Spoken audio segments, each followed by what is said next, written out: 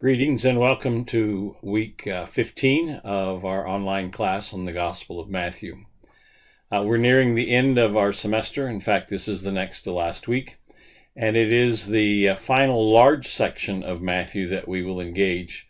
And the text of Matthew that we will give attention to this week is chapter 13, verses 1 to 53. This is the third teaching block of Jesus of the 5 teaching blocks that we find in the Gospel of Matthew. The first, of course, was Matthew 5 through 7, the Sermon on the Mount. The second was Matthew chapter 10, sometimes called the Sermon on Mission. The third usually isn't described as sermon, although you might describe it as the Sermon on the Kingdom. However, the function of the focus of chapter 13, or maybe it would be better to say the teaching methodology of chapter 13, is primarily through what we call parables. There are, in fact, both parables and similitudes to put a fine point on the distinction between parables, which are larger stories and which are in which there's points of comparison. A certain man, the kingdom is like this. Whereas similitudes are general comparisons. And we'll see an example of a couple similitudes in this particular passage. The first in this passage in Matthew 13 is the parable of the sower. One of the characteristics of parables is that they have a lot of real-to-life character to them.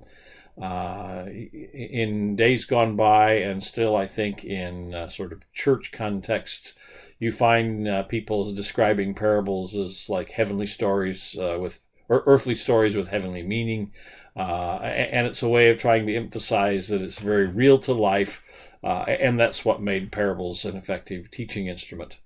What made parables an effective teaching instrument was, in part, that they are very, very true to life for the most part, and then there is something that's just absolutely astounding. And that tends to be the teaching point.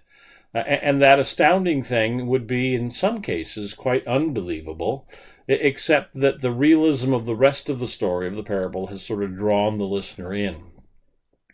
The parable of the sower certainly follows that pattern when it talks about the various kinds of soils upon which a person might plant. As Jesus would have told this particular parable, you would have found his listeners going, So he scatters seed, and some falls on rocky ground. Lots and lots of stones in rocks. And they were very familiar with seeds planted on thin soil and a layer of rock underneath, that the seed would spring up quickly and then wither in the heat of the day. Scattering across the path, when you scattered seed broadcasting, throwing the seed on the pathway along the side of the field, would get seed also that wouldn't grow, wouldn't take root.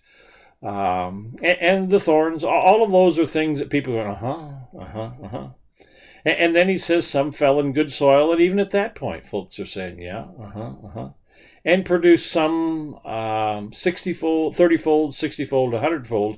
That's the strange thing in this parable. The unrealistic character of this parable is the huge amount of harvest.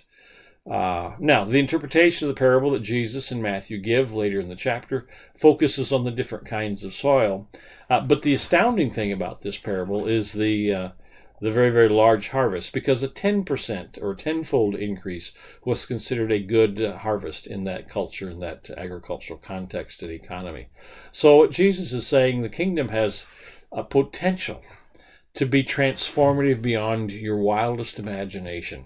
Not just a good harvest, but 30-fold, 30% increase, 60% increase, 100% increase.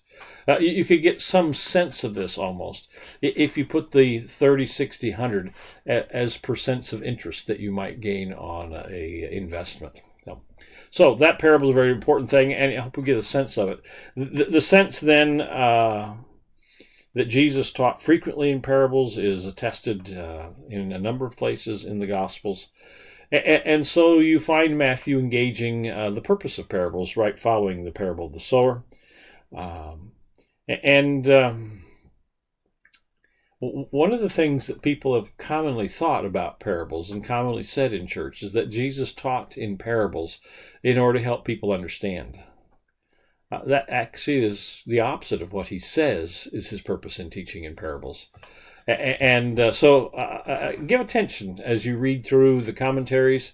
And in this text, he teaches in parables in part so that those who are willing to listen and to be obedient will understand, and those who are impatient and not willing to invest in meaning will not be able to understand. And you find that purpose stated there. The parables unfold, giving you a sense of the kingdom and the similitudes that come at the end. The kingdom is of supreme value. It's the treasure hidden in the field. It's the pearl of great price, and it's worth whatever it might cost to accomplish it.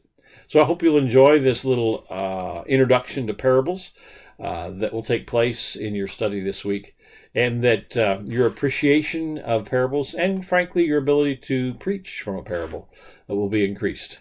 Have a great week.